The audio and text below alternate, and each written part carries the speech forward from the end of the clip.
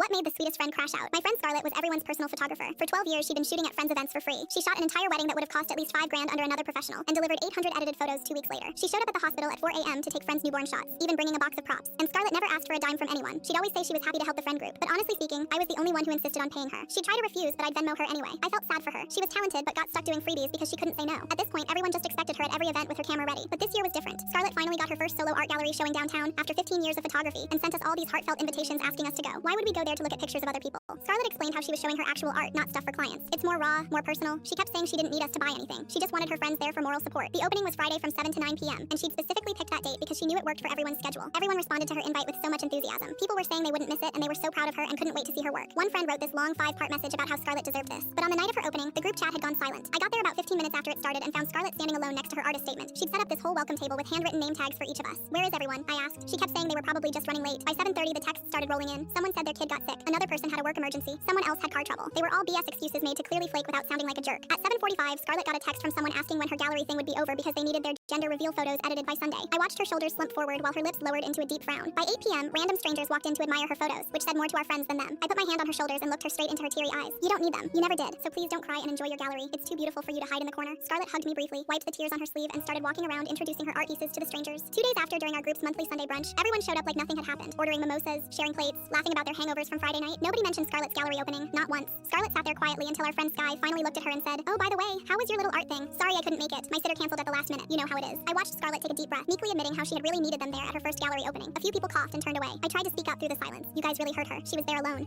Sky waved her hand dismissively and said, "Don't be so dramatic. Anyway, I have a paid gig for you. Next month is my sister's wedding in Napa, and I kinda already told her that you said yes. So before you bring a good dress there." Scarlett looked around the table at everyone just eating their eggs Benedict like nothing was wrong. "So nobody's going to say sorry?" Sky put down her fork and looked annoyed. "For what? Having lives?" In a swift, cold movement, Scarlett pulled out her phone right there at brunch and opened her cloud storage app. "You know what? You're right. You do have lives. Let me give them back to you." Sky asked what she was doing, but Scarlett was already clicking through folders. "I'm deleting everything I shot for free in the past 2 months. You haven't saved any of it yet, right?" Someone screamed that those were her baby photos from last week. Scarlett kept going. "Sky, your mom's memorial service was 3 weeks ago. Hope you saved those." Scarlett's finger hovered over the delete button. Gender reveal from Tuesday? Gone. Sky's mom's memorial? Deleted. That surprise proposal I shot last month? Bye. Everyone was screaming at her to stop, but Scarlett kept going. I just sipped my coffee and watched them get exactly what they deserved after using her. If you want any of them back, my rate is $500 per hour, minimum 10 hours per event. That's $5,000 for a wedding, $2,000 for a baby shoot. I take Venmo. Then she put a 20 on the table for her coffee and walked out. I followed her out and gave her the biggest hug in the parking lot. That was 3 months ago. The group chat became packed with missed calls and angry texts aimed at her. The group pooled money together to pay for one invoice, and Scarlett sent them watermarked low-resolution versions. Absolutely savage for a girl who didn't know how to say no.